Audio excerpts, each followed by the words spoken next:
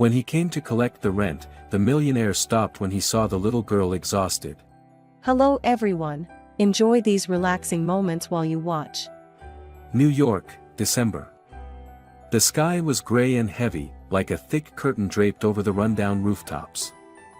Robert Walker sat inside his sleek black Mercedes, frowning as he stared at the digital map displaying an image of a dilapidated slum on the outskirts of the city. "Mr. Walker, we've arrived," the driver, Julian, said cautiously, glancing back. Robert didn't reply. He stepped out of the car, buttoned his trench coat, and stared at the row of ramshackle houses ahead. His eyes glinted with a coldness tinged with disdain. Since his Harvard days, Robert had trained himself to never let emotions interfere with business, and today was no exception. A piece of land scheduled for eviction, a pile of legal paperwork, and a few people clinging to moldy walls. They wouldn't change anything. Julian asked quietly, "Sir, would you like me to wait in the car?" Robert waved him off. "No need. I won't be long." He walked slowly through a narrow alley where mud mixed with garbage beneath his feet. The air was thick with mildew, sewage, and the scent of time left to rot. House number 17 appeared before him, peeling walls, a crooked roof, and a sagging wooden door. Scrawled across the wall in red spray paint were the words, "Do not leave." Robert frowned and knocked firmly on the door. "Is anyone home?" No response. He gave the door a slight push. It creaked open. What he saw inside made him freeze. A little girl, about 9 years old, was kneeling on the floor, trying to drag a bucket of water from the kitchen. Her brown hair was a tangled mess, her skin pale, limbs scraped, and most striking, she was barefoot on the cold tile floor. Her dress was so tattered it barely held together in patches. Each step left a faint trail of dust on the ground. Robert stood still, stunned. "Little girl, what are you doing here?" he asked sternly. She looked up, eyes wide with fear. I'm cleaning, it spilled." Robert's brow furrowed. "This property belongs to Walker Group. According to the law, no one may reside here without valid documentation. Who's responsible for this place?" The girl backed away, clutching the bucket. "My mom, she's at work." Robert stepped inside coldly. He glanced around the room, had some old blankets hanging from a clothesline, a few empty food containers, and a blurry photograph on the wall, a young woman with a gentle smile, holding a newborn. "How old are you, little girl?" Robert asked. 9, sir." 9 years old, living alone in this house? No school?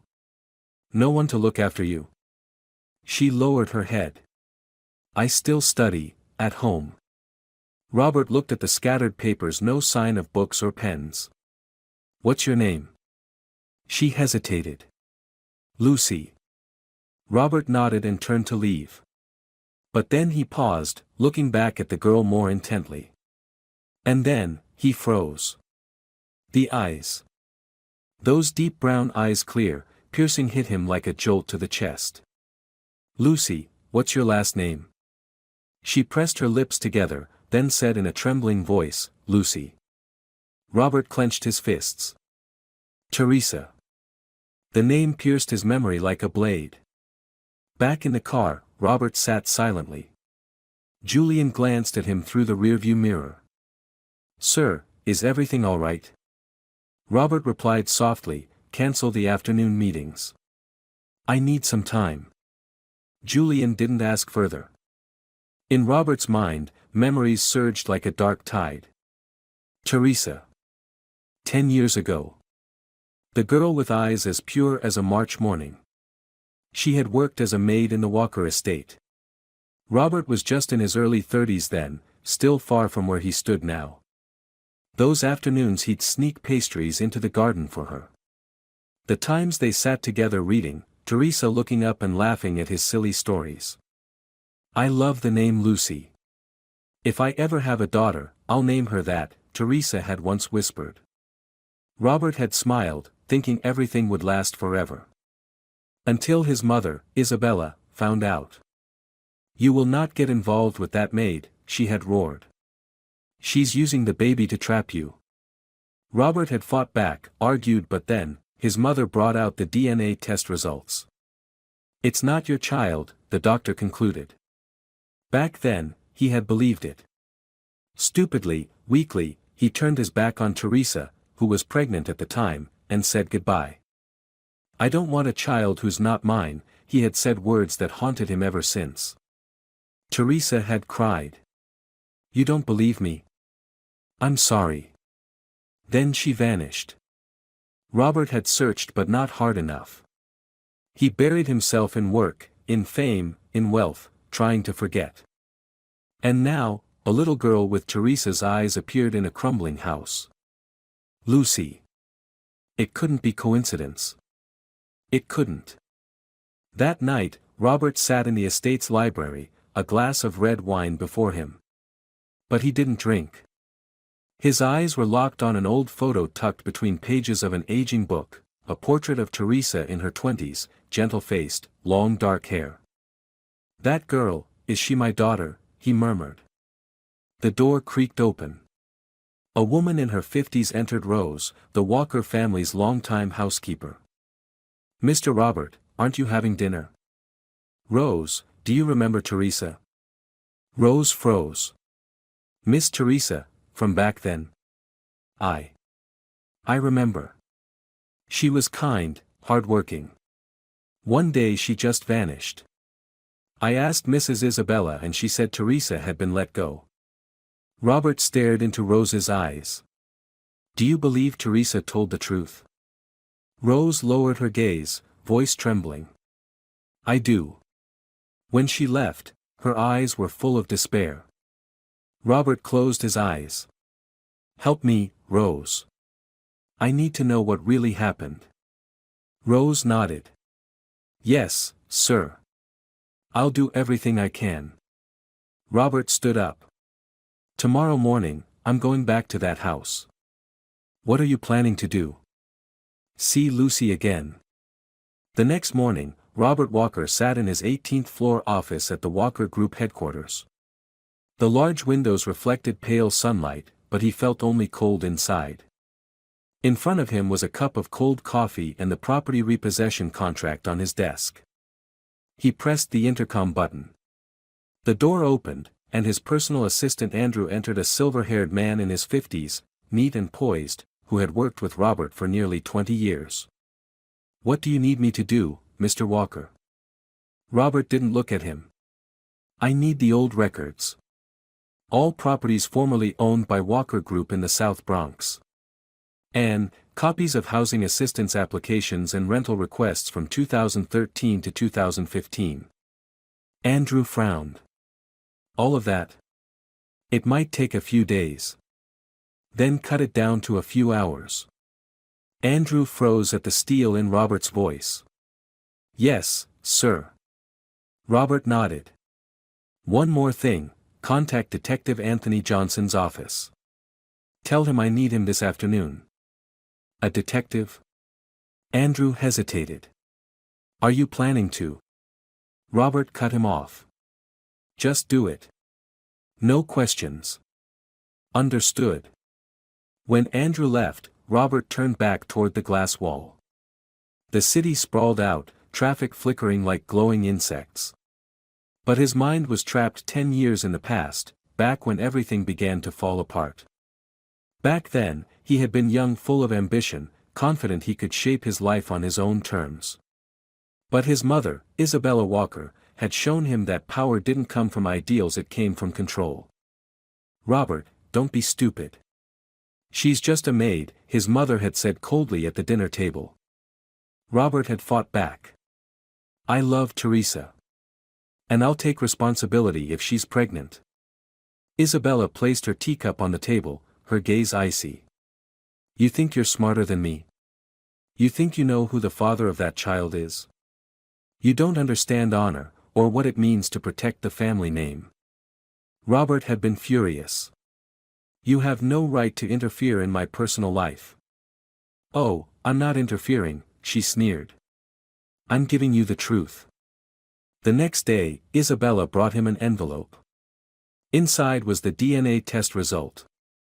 It bore the signature of their family's private doctor, Albert Dawson, confirming that the baby Teresa was carrying had no genetic link to Robert Walker. Robert had gone numb reading the paper. "Mom, are you sure this is real?" he asked, his voice nearly pleading. "Of course. If you don't believe it, ask yourself, why is she really here? For love? Or for money and status?" Robert had taken the document and silently walked out of the room, leaving Isabella with a victorious look in her eyes. That evening, he met Teresa one last time. She was sitting beside the small bed in the servants' quarters, one hand resting on her still flat stomach. Her eyes lit up when she saw Robert. "You came," she said with a smile. Robert couldn't smile back. "We need to talk." Teresa nodded, but when she saw the paper in his hand, her smile vanished. "What's that?" "A test. Teresa, the baby isn't mine." Her face went pale. "What are you saying?" "It's the truth. My mother's doctor tested it. I don't know anything about any test." Teresa stood abruptly. "I never agreed to any testing." Robert took a step back. "So you're saying my mother lied?" "It's not just a lie, it's a crime, Robert," she choked out. "You know who I am. I would never deceive you." "But, the paper says." Teresa looked at him as if seeing him for the first time. "Do you want to believe the paper, or believe me?" Robert said nothing. The answer was weakness. He turned away without looking back. A few days later, Teresa disappeared. That afternoon, Robert drove back to the old house where Lucy lived. Julian hesitated. "Sir, are you sure? This place, it's dangerous." "Just wait in the car," Robert said coldly. The door to house number 17 was still sagging. This time, he didn't knock, he pushed it open and walked in. No one was in the living room. "Lucy," he called out. Footsteps came rushing from the kitchen. The girl appeared, wearing an oversized shirt that drooped off her shoulders. Her eyes widened when she saw him. "It's you. You came back." Robert nodded. "Where's your mother?" Lucy lowered her head. "She hasn't come back." "Have you eaten anything?" Lucy shook her head. Robert sighed. He pulled out his wallet and took out a few dollar bills. "Here, go buy something to eat." The girl backed away, eyes full of fear. I can't." "Why not?" "Mr. Thomas said if I leave without permission, I'll get beaten." "Thomas? Who's that?" "The man who lives with me, after my mom died." Robert clenched his fists. "Listen, Lucy. You don't have to be afraid anymore. I won't let anyone hurt you." She looked up at him, lips trembling. "Who are you?" Robert knelt down, his voice softer. "A friend of your mother's." Lucy blinked. "My mom used to say, there was someone named Robert. But he left." Robert's voice caught. "Yes. I did leave. But now I'm back." A noise behind them made them both jump. A filthy, foul-smelling man with tangled hair and a tattered coat appeared in the doorway. "Thomas." He looked at Robert, then at Lucy. "What the hell is this? Who let you into my house?" Robert stood up. "I'm the legal owner of this property." "And who are you?" "Legal owner? Bullshit. I've lived here ever since Teresa died." "Who the hell are you?" Thomas stepped closer, his breath reeking of alcohol. Lucy trembled, backing away. Robert quickly stepped in front of her. Thomas growled, "Move. This little bitch didn't finish cleaning and already brought guests. You want another beating?" Robert shouted, "Enough." He pulled out his phone and dialed. "I'm calling the police." Thomas lunged for the phone, but Robert dodged. They struggled in the cramped room. A solid punch sent Thomas stumbling backward, crashing into the old wooden table. He hit his head on the corner and collapsed, unconscious. Lucy was panicked, crouching in the corner, arms over her head. Breathing heavily, Robert looked around. The room was in chaos. The girl was shaking like a trapped animal. He stepped closer. "Lucy, don't be afraid. I won't hurt you." But she recoiled further into the corner. "Don't come near me. I'm being good." Robert felt like someone had grabbed his throat. Every word, every move he made, she thought a beating would follow. Did he hit you?" he asked, voice hoarse. Lucy didn't answer. She just looked down at her wrist, where faint scars were visible under the pale light. Robert turned away, eyes welling up. Every lash, every shout, every tear that little girl had suffered them because of a mistake he made 10 years ago. The next morning, the New York sky was thick and gray like ashes. Robert Walker sat listlessly in the living room of his mansion. In front of him was a steaming cup of coffee long since gone cold. What filled his chest wasn't anger, nor pity. It was something heavier, guilt. "Mr. Robert," said Rose, the loyal housekeeper, entering with a worried face. "Aren't you having breakfast?" Robert didn't look up. "I'm not hungry." Rose hesitated. "Julian told me, you went back to that house yesterday. Is everything all right?" Robert gave a faint nod. "All right, if you consider knocking a drunk man unconscious all right." Rose covered her mouth in shock. "Oh Lord, was it Thomas? He still lives there?" "Yes. And he treated Lucy like an animal." The housekeeper clenched her fists. "I've heard rumors about him, but I never imagined it was that bad." Robert looked up. "Rose, do you remember if Teresa ever mentioned a man named Thomas?" Rose thought for a moment, then replied slowly, "Once, she said there was a man in the neighborhood who offered to help after she was kicked out of the estate, but she was always wary. She didn't trust men, not after being betrayed." Robert remained silent. Each word felt like a tiny blade slicing through him. That afternoon, Robert returned to house number 17, this time unannounced. He pushed the door open, it was still ajar like before. The air inside was foul, freezing, and haunting. "Lucy," he called out loudly. There was no answer. He stepped slowly inside, heart pounding. The kitchen was empty. The small bedroom in the back was dark, its torn curtain fluttering in the wind. "Lucy." A soft whimper came from under the table. Robert crouched down and saw the little girl curled up, arms covering her head, her face covered in old bruises. "Lucy. What happened to you?" He knelt down quickly. She looked at him, eyes full of fear. I didn't steal anything. I just ate a piece of bread." "No one said you stole anything." Robert gently placed a hand on her shoulder, but Lucy immediately pulled away. "Don't hit me. I'll wash the dishes." Robert's throat tightened. "I would never hit you. I swear." Lucy blinked, staring at him for a long moment. "Really?" Robert nodded, eyes red. "Really. I'm here to take you out of this place." Lucy backed away in fear. "I can't go. Mr. Thomas will kill me." "Where is Thomas now?" "He went out drinking. But he always comes back at night." Robert paused for a second, then stood. "Do you have anything important you want to bring?" Lucy hesitated, then ran to the corner of the bed and pulled out a tattered wooden box. "Just this." "Can I see it?"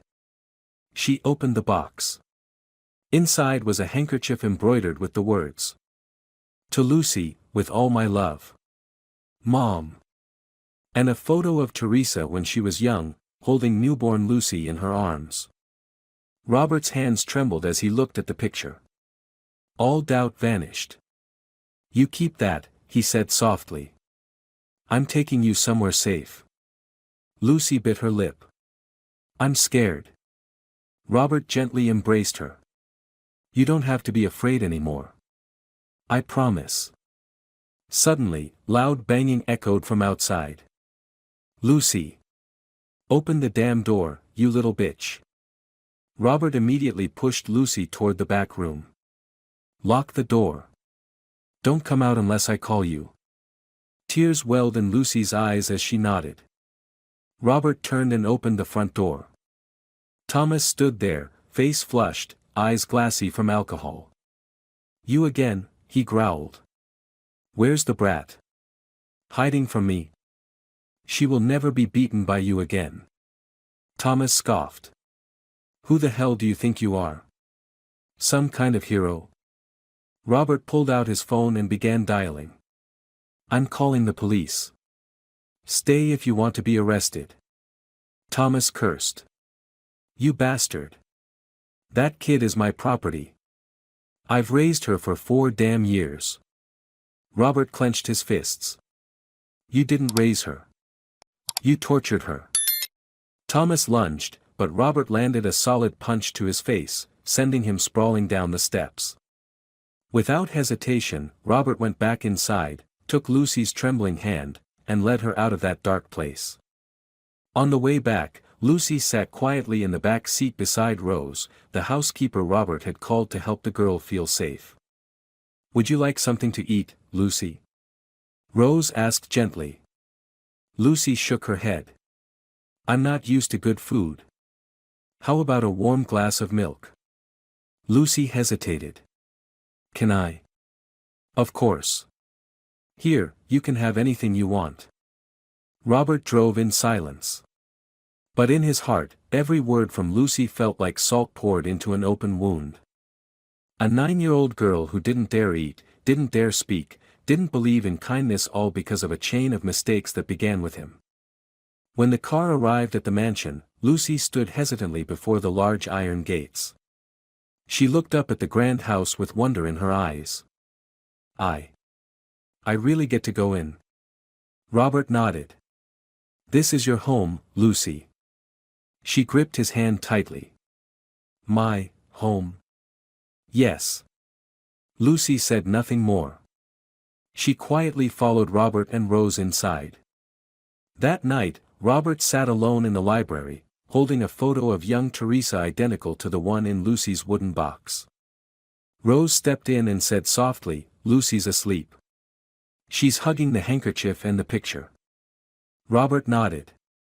Thank you, Rose. She needs time. But I believe, if you truly love her, things will get better. Robert looked up. I don't know if I deserve to be called a father. You do, Rose said firmly. If you're willing to face your mistakes. Don't stay silent anymore, Robert. He sighed and nodded faintly. Tomorrow morning, I'll speak with my mother. The next morning, New York was wrapped in mist, light raindrops drifting like feathers against the white stone walls of the Walker estate. Robert sat in front of the dining room door, waiting. The old clock on the wall struck 8, just as Isabella Walker, the most powerful woman in the family, descended the stairs. Mother, he said, his tone calm and cold. Isabella looked up, her gaze sharp as a blade. Why are you sitting there like a statue? What's going on? Robert stood and looked her straight in the eyes. We need to talk. She waved her hand. Make it quick. I have a meeting with the Austrian ambassador at 9. Robert nodded. Then I'll get straight to the point. What did you do to Teresa? The room's air suddenly thickened. Isabella narrowed her eyes. Teresa who? Don't pretend. Teresa, the woman you hired as a maid 10 years ago. The one you did everything to erase from my life. Isabella laughed. You still remember that girl? There's no shortage of women in this world. Why cling to some worthless maid? Robert gritted his teeth. I'm not asking you about Teresa's worth. I'm asking what you did to her. She leaned back in her chair, as calm as if they were discussing the weather.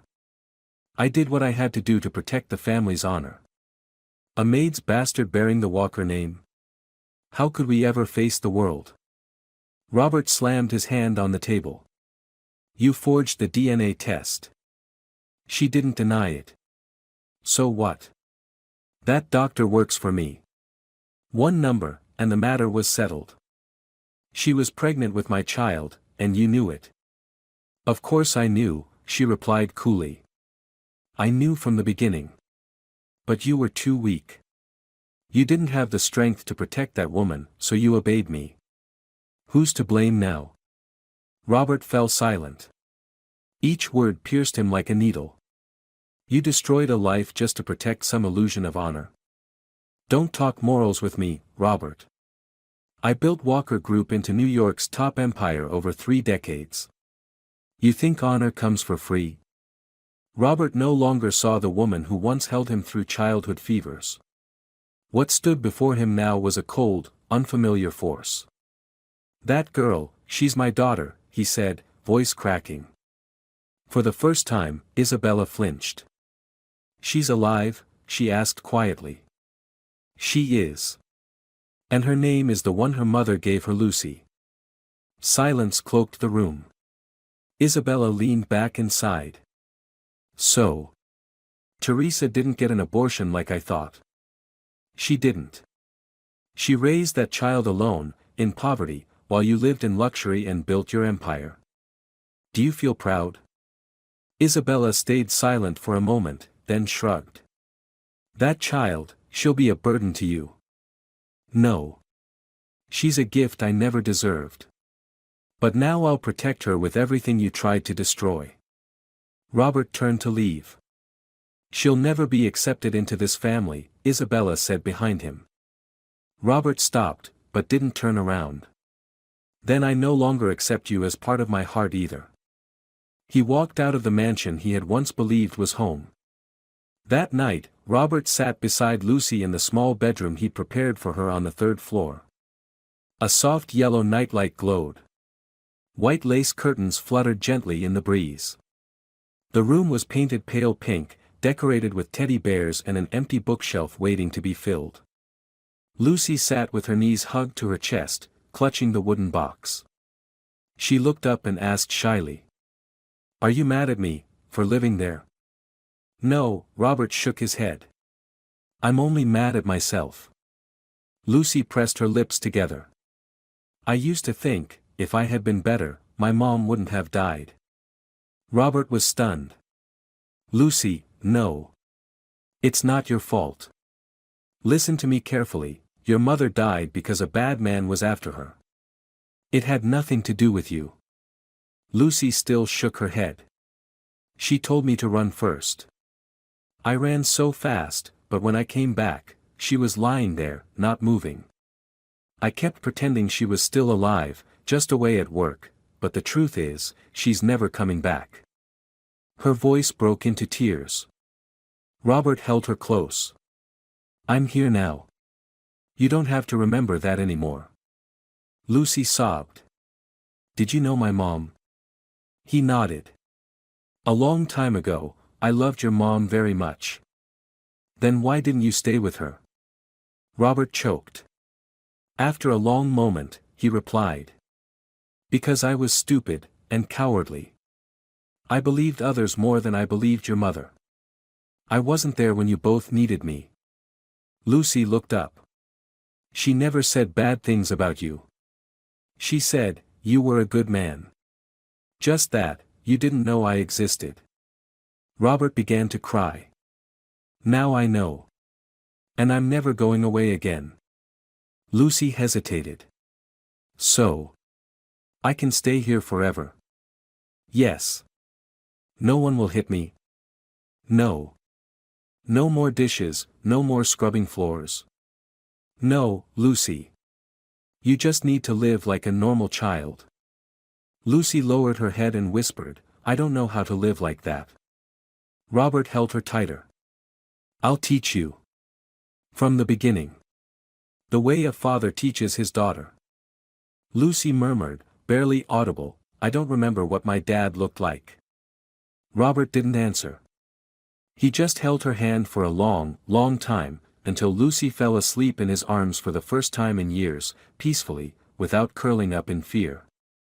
The next morning, at the law office of Arturo Grant, the man who had served as Robert's legal advisor for over 20 years.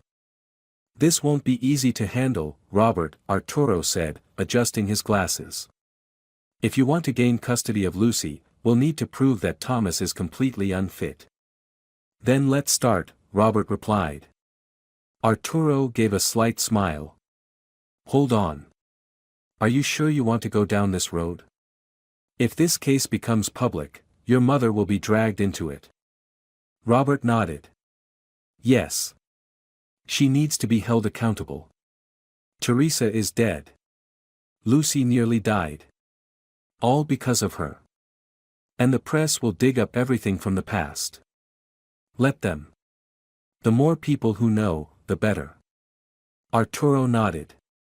"Then we'll need evidence. I'll assign someone to investigate Teresa's accident, the old records, and Thomas's current legal standing. I hear he has a criminal record." "He does. I saw the scar on his wrist just like those left by police restraints." "Perfect. This case won't take long." Robert clenched his fist. "I just need one thing, that Lucy never has to go back to that place. As your legally recognized daughter, we'll make sure of it." Robert nodded. "I also want a DNA test done again. A real one this time." Arturo smiled. "Welcome to a legal nightmare. But don't worry, I'll see it through with you." One day later, Robert walked into the drawing room of Isabella Walker's mansion with fury barely concealed on his face. Sunlight streamed through the frosted glass, casting light on the antique furnishings, but to Robert, the place felt more like a cold museum filled with vile secrets. Isabella sat on a red velvet chaise, reading the paper, a cup of Earl Grey in her hand. She looked up when she saw her son. "What are you doing back?" she asked, her voice tinged with irritation. Robert didn't sit down. He stood before her, eyes burning. "You're going to face everything you've done. You're threatening me now?" Isabella scoffed, setting her cup on the table. "Good. Go ahead. Anything else?" "I've spoken to Attorney Arturo. We've launched an investigation. You'd better be prepared to be called as a witness if needed." A disgraceful son, turning against his own mother to defend a bastard child, she spat. "Lucy is not a bastard. She is your granddaughter. She is my daughter. She carries the Walker blood." "No. She does not." Isabella snapped, for the first time showing emotion. "She is the result of a disgraceful affair. Between a corporate heir and a maid who didn't know her place." Robert's hands clenched. "You were once just the daughter of a fabric merchant from Valencia. If Grandpa hadn't married you, would you be sitting here preaching bloodlines and honor?" "I rose by my own merit," she snapped back. "No. You rose by stepping on others. Your whole life you've clung to image, pushed people to the edge, and called it their choice." Isabella stood, eyes blazing. "You don't understand anything. If you had married Teresa back then, the entire financial world would have laughed at us. You would have lost your inheritance. I saved you." "No," Robert said, enunciating every word. "You killed the part of me that was human." Isabella went silent for a second. Then she let out a cold laugh. "I knew you'd come back one day to blame me. But I don't regret it. And I won't apologize. If I could do it over again, I would."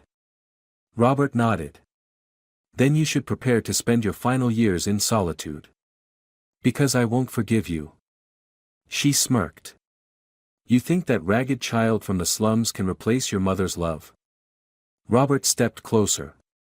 "She doesn't replace anything. She is what I lost because of you. And this time, I won't lose her again." Lucy sat on a small chair in the second-floor library of the mansion. She wore a blue wool dress Rose had picked out for her. Her eyes were still wary, lost in the unfamiliar luxury around her. Rose placed a cup of warm milk in front of her. "Drink up, sweetheart. It'll warm you." Lucy shook her head. "I'm not used to eating this much." Rose smiled gently. "Then start getting used to it. You'll never have to go hungry again." Lucy looked up. "Miss Rose, why is Mr. Robert being so nice to me?" Rose looked at the girl for a long time, then said softly, "Because you're the most important person in his life right now." "I used to have a mom." Lucy lowered her head. "She used to sing to me at night. She told me stories about someone named Robert, who was very kind, but went away. And now he's come back," Rose said gently, placing a hand on Lucy's shoulder. "The world can be cruel, but sometimes it brings our loved ones back." The library door opened. Robert stepped in, still visibly tense from his confrontation with his mother. Lucy looked at him and asked softly, "Did I do something wrong?" Robert froze, then shook his head. "No. You didn't do anything wrong. I just need a little rest." Lucy studied him carefully. "Were you crying?" Robert tried to smile. "I'm not very good at hiding it, am I?" She shook her head. "Your eyes are red. Like a bunny's." Robert laughed for the first time since he'd met Lucy again. It wasn't a full laugh, but enough to make Rose quietly step out, leaving the two of them alone. "Lucy," Robert said as they sat together, "have you ever thought about living somewhere else? A place with school, friends, and a normal life?" Lucy was quiet for a moment. "I don't really know what normal is." Robert nodded and took her hand. "Then let's learn what that means together. I won't have to go away." "No. This is your home, if you want it to be." Lucy bit her lip. "Then, can I call you Dad?" Robert froze. A minute of silence. Then he gently squeezed her hand. "If you want to, it would make me very happy." Lucy nodded. "I'll practice saying it slowly. Because I've never called anyone Dad before." Robert smiled a shaky but hopeful smile. "I'll wait." That afternoon, in the office of attorney Arturo Grant, a tense meeting took place between Robert, Arturo, and Detective Anthony Johnson. Anthony, a short man with silver hair and eyes sharp as blades, laid a stack of documents on the table. "This is the preliminary report I found. Thomas has 3 prior convictions: theft, assault, and violation of bail terms. 2 years ago, he was accused of beating his girlfriend so badly she had to be hospitalized, but the case was buried." Arturo nodded. "If this becomes public, it'll be more than enough to ensure he never gets custody." Robert said, "I don't want a complicated legal battle. I want to protect Lucy as soon as possible." Anthony glanced at Robert. "You need to be careful. He's not the kind to give up easily. If he finds out he's about to be arrested, he'll fight back." Robert replied coldly, "If he touches Lucy again, I won't let the law handle it." Arturo frowned. "I advise you to stay calm. Everything has to go through the proper channels." Anthony added, "I'll keep watching him. But Robert, be prepared. Little Lucy needs protection not just legally, but emotionally too. I recommend getting her a child psychologist." Robert nodded. "I've already contacted a specialist. Lucy will have everything she needs." Arturo stood up. "We'll win this case. But you need to stay strong. Because now, you're not just fighting for yourself, you're fighting for your daughter." Robert looked at the 2 men in front of him. In his eyes now, there was no hesitation, only unwavering determination. "Then let's begin." The sky over New York was thick with gray clouds. Robert Walker stood in front of a private clinic on Fifth Avenue. The 3-story glass-paneled building gleamed, but he paid no attention to its modern appearance. The only thing he cared about was the truth. "Hello, Mr. Walker," a female voice called from the front desk. "I'm Dr. Natalie Bennett, specializing in DNA testing. Arturo contacted me. Robert shook her hand. Thank you for arranging this so quickly. No problem at all. We've prepared the room. Has she arrived yet? She's waiting in the car. She's not comfortable in crowded places. Dr. Natalie nodded.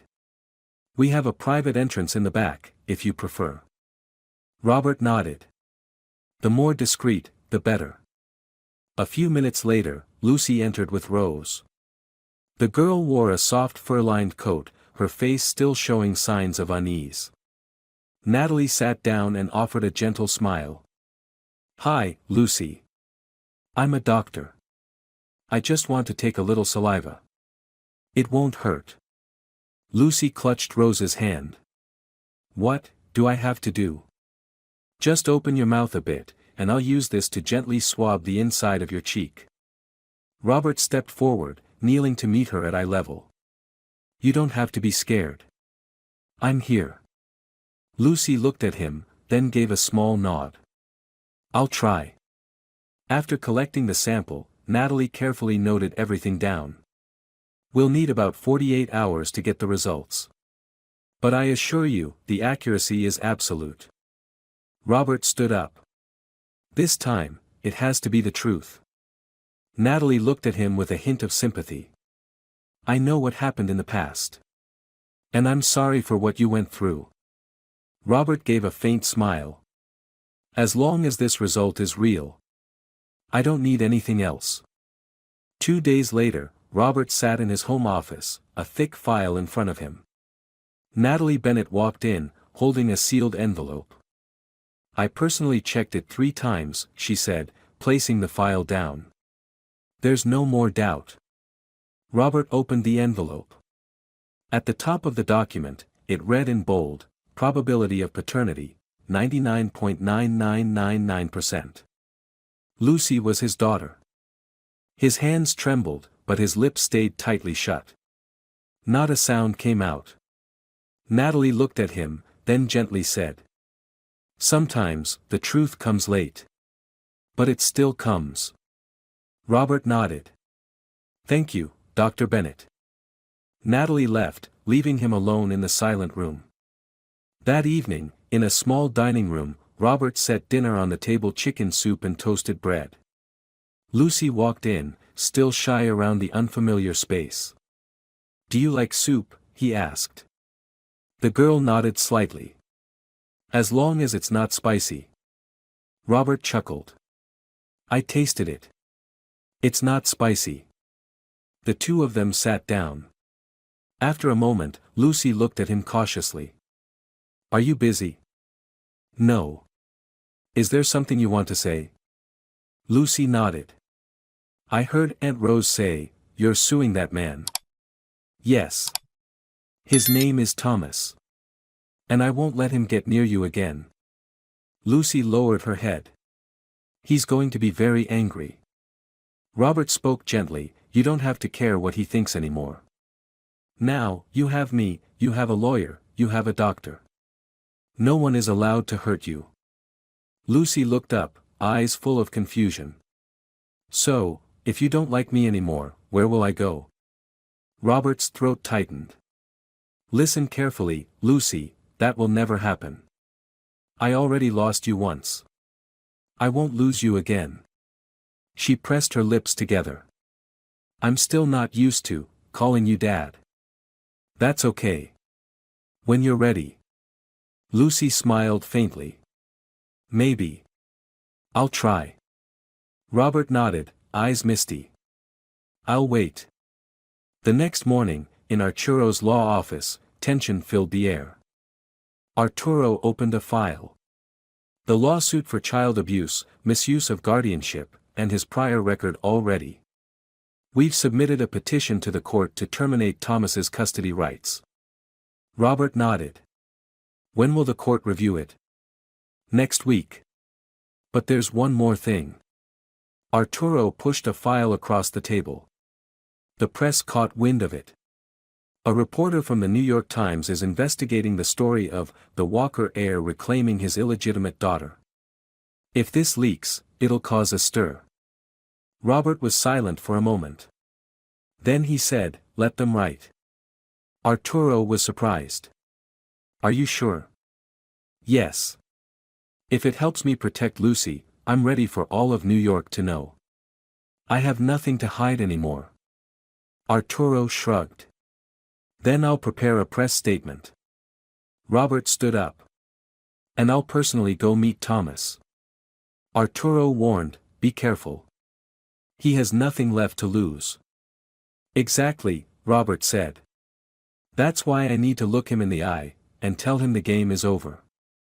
Thomas's apartment was in a rundown building in South Bronx, with a broken elevator and hallways that reeked of cigarettes and dampness. Robert knocked 3 times. No answer. The 4th time, the door swung open. Thomas appeared, scruffy, dark circles under his eyes, breath reeking of alcohol. "What the hell are you doing here?" he growled. Robert didn't flinch. "I came to tell you, you're about to be arrested." Thomas scoffed. "Fucking lawyers. You think some papers can take that girl away from me? Lucy isn't yours. You have no right to raise her. And I'm her biological father." Thomas's eyes bulged. "So you came back for your bastard kid? Or for that damn woman?" Robert clenched his fists. "Don't talk about Teresa like that. She ran like a dog when I asked for money." Thomas shouted. "If she hadn't died, I wouldn't have had to raise that brat." "You didn't raise her," Robert growled. "You abused her." Thomas stepped closer. "You think I'm scared of you?" Robert pulled a copy of the lawsuit from his coat pocket and threw it at Thomas's chest.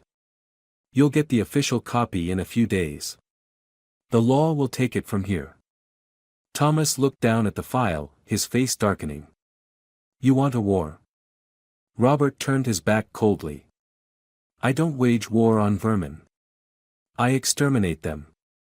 In a small room on the 3rd floor, Lucy sat by the window, eyes fixed on the silent gray sky. Her tiny fingers gripped the lace curtain so lightly they almost lost feeling. The room was fully furnished, clean, and smelled of wood and fresh bedding, but inside her were still those dark rooms, the yelling, and Thomas's bloodshot eyes. Robert entered quietly, closing the door behind him. "Lucy." The girl didn't turn around. "Would you like something to eat?" he asked, voice soft as breath. Lucy shook her head. "I'm not hungry." Robert moved closer and sat beside her. "You haven't eaten anything since morning." "I don't want to eat." He stayed silent for a while. Then he asked, "How was school today?" Lucy clasped her hands tightly. "Some girls said my dress was pretty. But I didn't know what to say." "You could say, thank you." Lucy pressed her lips together. "I'm scared if I say the wrong thing, people will hate me." Robert bowed his head. "You don't have to be afraid of anyone." She was quiet for a moment, then turned to him, her eyes filled with a small, yet piercing doubt. "Do you hate me?" she asked. Robert froze. "Why would you ask that?" Lucy hesitated. "You're rich, and I'm just some dirty girl. That's what they used to call me." He held her hand tightly. "Lucy, you are the most special person I've ever met. Not because you're my daughter. But because, you're still standing after everything." Lucy said nothing. She turned to face the window. A single tear rolled down her cheek and fell onto the pillow. That night, Rose walked into Robert's study while he was sitting alone in the library. "She didn't eat again?" she asked, her voice heavy. Robert nodded. "She keeps saying she's not hungry, but I know it's out of fear." "Fear of what?" Rose sat down across from him. "Fear of being scolded, beaten, thrown out. Fear that showing even the slightest weakness will lead to punishment." Rose sighed. "I've seen abused children before. But Lucy is a unique case. She's too quiet. Quiet to the point of driving me mad," Robert said. "I can't even touch her without her flinching. Rose was thoughtful. Do you know why? Because I'm a man. And every man she's ever known has hurt her. Silence hung between them. Finally, Rose stood. But you're different, Robert. You didn't walk away. And that will change everything, in time. The next day, Robert took Lucy to see child psychologist Dr. Paula Morgan.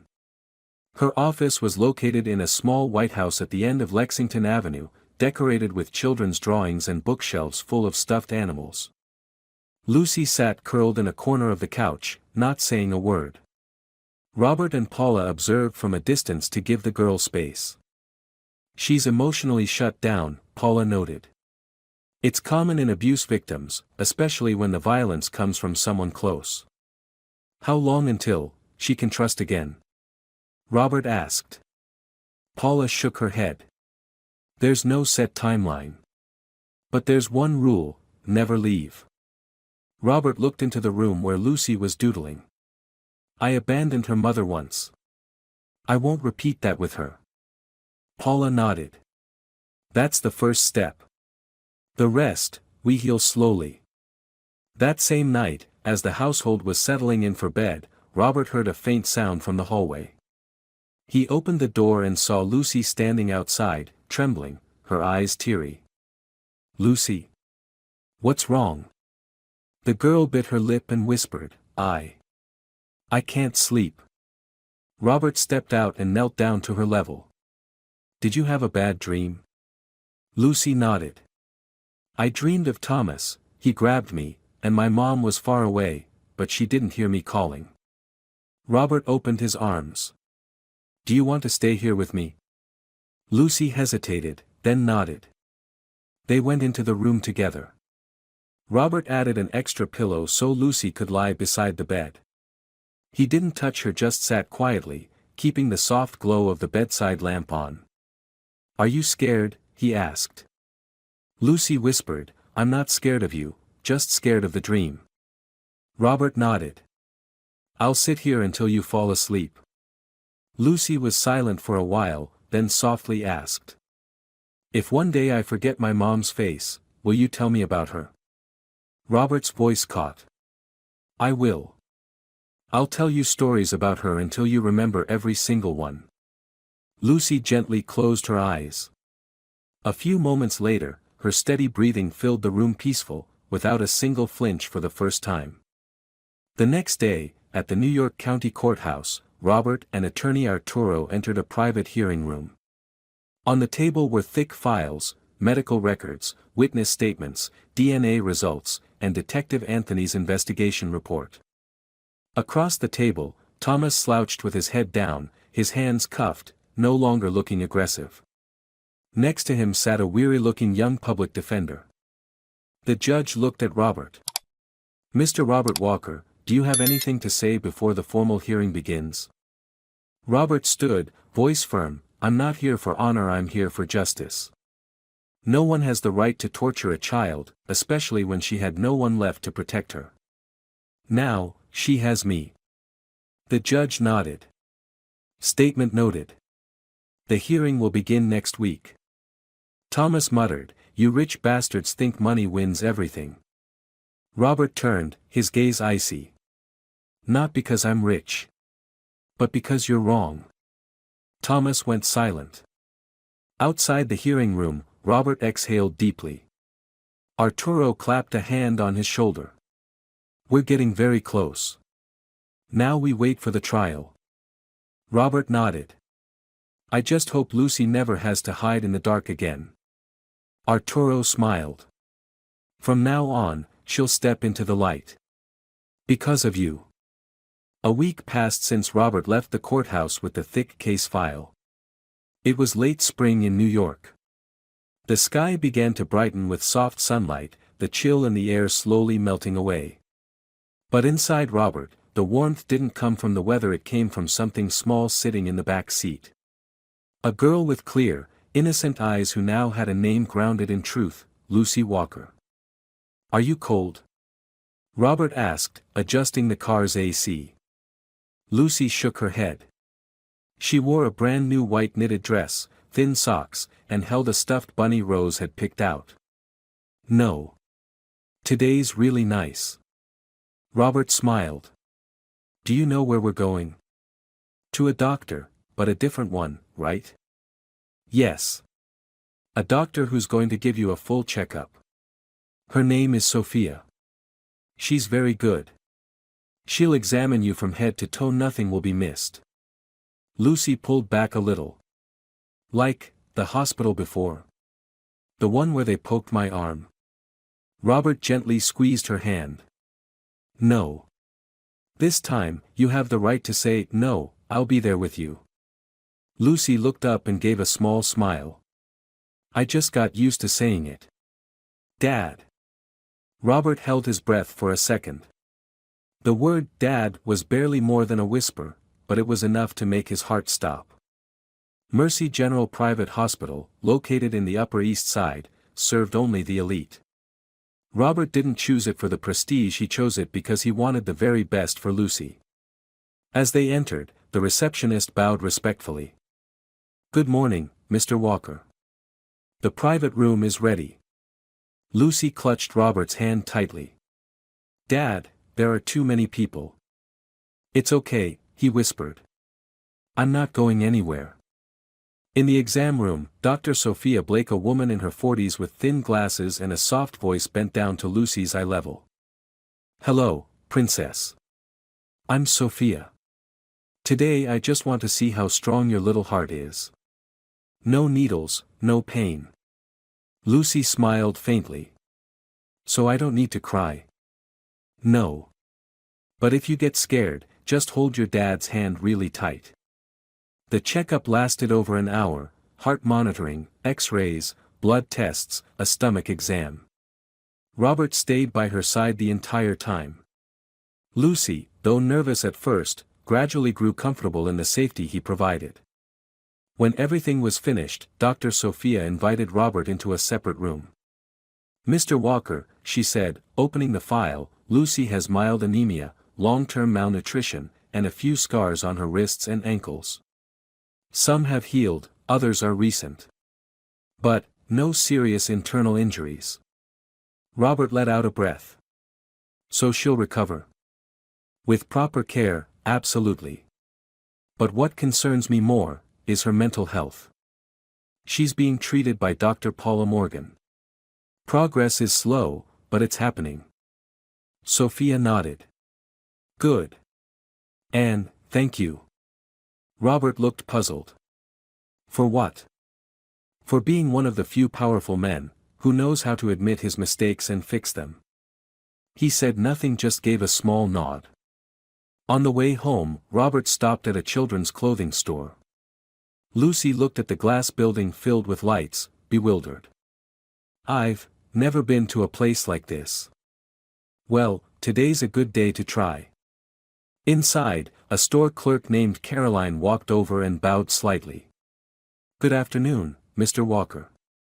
How may I help you?" "My daughter needs some new clothes." "Let her choose. No pressure." Caroline crouched down. "What's your name, sweet girl?" Lucy shrank behind Robert.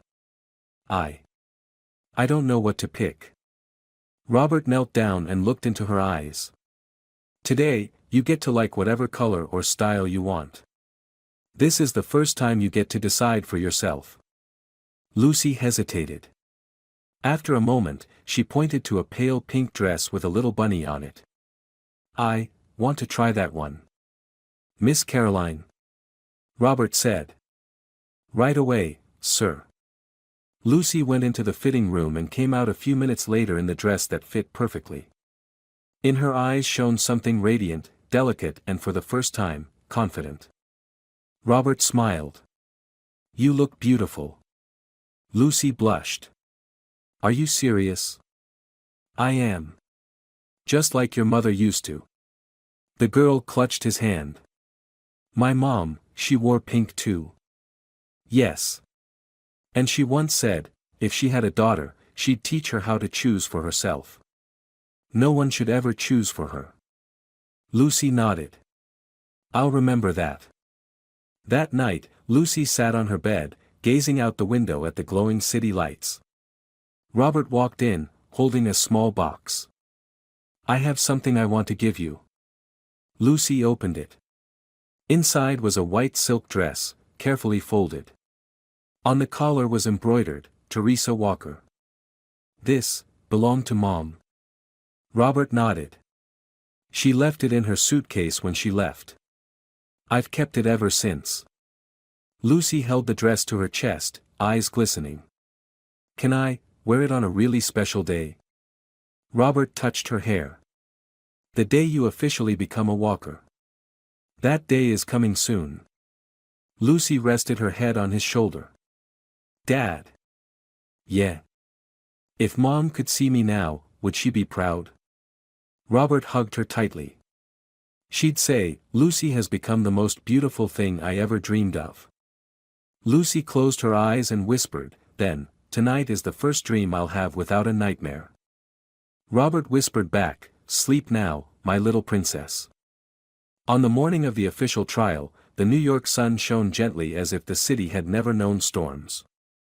Robert wore a deep navy suit, not for prestige, but because today, he wasn't standing on a business stage, he was standing before a court, fighting for the child he once lost. Lucy came down the stairs in a simple white dress, her hair neatly tied, her face showing a hint of nervousness. She asked hesitantly, "Dad, do I have to say anything in court?" Robert knelt down. "No. Today you only have to do one thing." "What's that?" "Be by my side. That's enough." Rose fixed the girl's hair. "You look like an angel, Lucy." Lucy smiled softly. "I kind of feel like one too." Robert held out a small silver necklace with a snowflake pendant. "This, your mom once gave it to me. Now I want you to have it."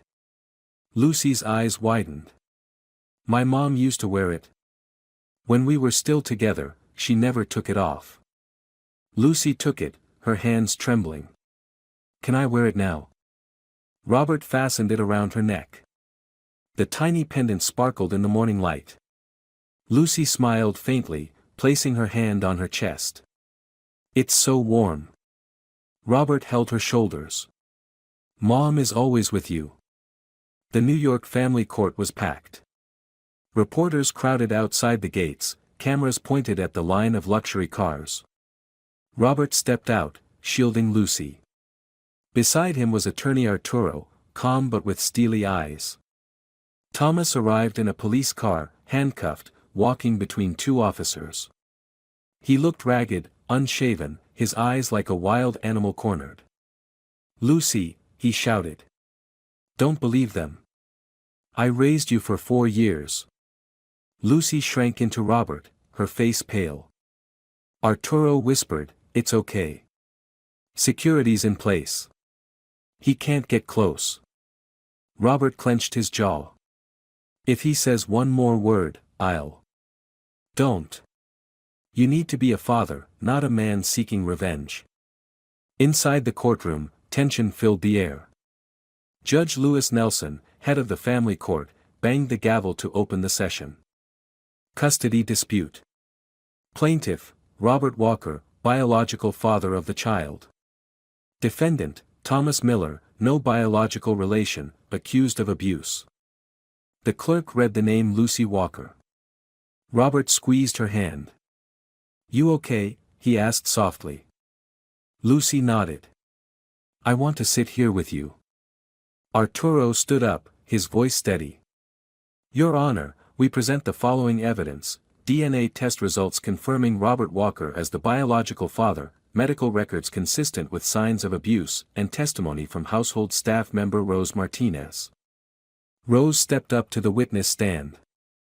She looked at Thomas, her eyes like ice. "I once saw little Lucy clutching her legs, unable to lift her face, trembling at the sight of any man. When I asked, she said, 'I'm not allowed to eat until I finish mopping the floor.'" Thomas's young attorney tried to defend him. "Your Honor, my client only enforced necessary discipline in raising the child. There is no clear proof of abuse." Arturo submitted a folder of photos, bruises, lash marks, and Dr. Paula's notes documenting post-traumatic stress disorder. The judge frowned. "Mr. Miller, do you have anything to say in your defense?" Thomas stood up and yelled, "I fed her. I gave her a place to live. Without me, that brat would have starved to death." Robert held Lucy's hand. "It's okay, sweetheart. He can't hurt you anymore." Lucy looked up, no longer afraid, only a flicker of quiet resolve in her eyes. The judge slammed the gavel. "The court rules, Mr. Miller is stripped of all custodial rights. Lucy Walker is now the legal daughter of Robert Walker. The defendant is to be prosecuted for child abuse under criminal law." Thomas screamed, "You ruined my life. Hypocrites." Robert didn't respond. He stood, shielding Lucy as security dragged Thomas out. Lucy whispered, "Dad." "Yes, sweetheart. I feel relieved." Robert smiled as he leaned down. "Because from now on, no one can hurt you anymore." Lucy nodded. "You were right." On the way home, the car moved slowly through the glowing avenues of downtown New York. Lucy sat beside him, hugging a teddy bear. She softly said, "There's something I've wanted to say for a long time, but I was afraid." "What is it, my little princess?" Lucy turned to him, her eyes sparkling. "Mom said you were a good man." I didn't believe her. I thought, if you were good, why didn't you come sooner? Robert froze. "I know. And I'm sorry." Lucy gently touched his hand. "But now I believe her. Mom was right." Robert couldn't speak. He squeezed her hand, choked with emotion. "Dad." "Yes." Lucy slowly opened her palm. Inside was the silver necklace. "I'll wear this forever." Robert's voice trembled. "It belongs to you. Just like I belong to you." Lucy smiled. "Hi, Dad." Robert teared up. "Hi, my daughter." The light outside swept past the windows. In that moment, the entire city seemed to fade away, leaving only two souls healing each other, a father who had found his purpose again, and a child who had finally found her home. This story is a wake-up call about the cost of silence and weakness in the face of injustice. Robert lost true love once due to blind pride and family pressure, but he chose to make things right through action. Fatherhood is not about blood, it's about showing up and protecting without conditions. Every child deserves love, not suffering. Justice may come late, but as long as there's real love, there will always be a way back to hope. If you enjoyed this story, we invite you to give it a like and subscribe to our channel.